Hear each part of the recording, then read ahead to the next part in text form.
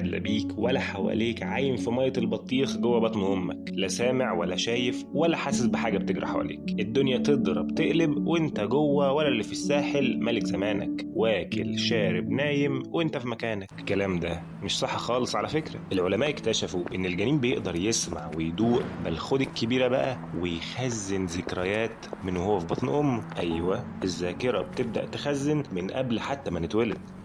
في تجربة لطيفة عملوها على فار حامل، حقنوا فيها السائل الجنيني بمحلول فيه طعم الليمون، والنتيجة لده الفئران الصغيرة لما اتولدت بقت بتفضل طعم الليمون على أي طعم تاني. الجنين ده واتعلم وكون ذاكرة عن الطعم ده كمان وهو في بطن أمه. وبالنسبة للصوت، ففي شخص اسمه أنتوني دي كاسبر عمل تجربة عبقرية الحقيقة عن الموضوع ده. خلى أم حامل تقرأ كتاب اسمه The Cat in the Hat لساعات طويلة كل يوم، وده كتاب أطفال فيه بعض النصوص الشعرية اللي ليها إيقاع معين. ولما الأم خلفت بدأوا يخلوا الطفل يرضع بطريقة معينة لما الأم تقرأ الكتاب ده بنفس الإيقاع، وبطريقة تانية لما الأم كانت تقرأ أي كتاب تاني، أو حتى تقرأ نفس الكتاب لكن بإيقاع مختلف شوية. الطفل هنا اختار إنه يرضع بالطريقة اللي عندها الأم بتقرأ نفس الكتاب اللي كانت بتقرأه وهو في بطنها وبنفس الإيقاع. يعني عقله اشتغل من وهو في بطن أمه وبدأ يحفظ ويسجل ويتعلم ويتعود.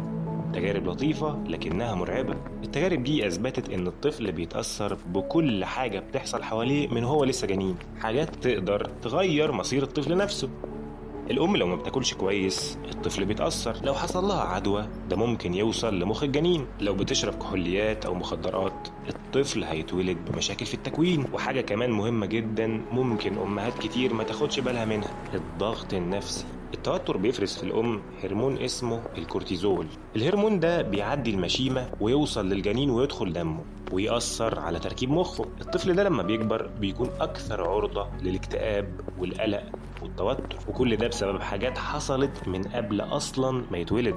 ولو فاكر إن كل حاجة بسبب الجينات، فخليني أقولك إن في حاجة اسمها مفاتيح الجينات، وده علم كامل اسمه إبيجيناتكس. وده معناه إن في حاجات بتشتغل زي زراير بتشغل أو تطفي الجينات.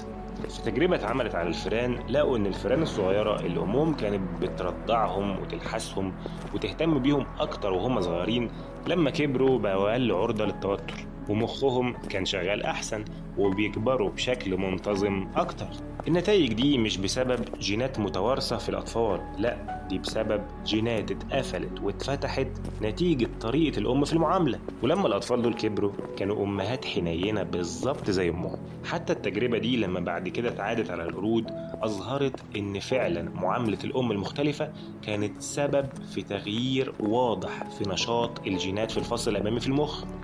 البيئة اللي بتشكل شخصياتنا مش بس البيئة اللي بتحوطنا لما نتولد، لكن كمان واحنا لسه أجلنا في بطون أمهاتنا البيئة بتكون مهمة جدا، بتحفظنا أصوات وأذواق وبتشكل شخصياتنا وعواطفنا وميولنا.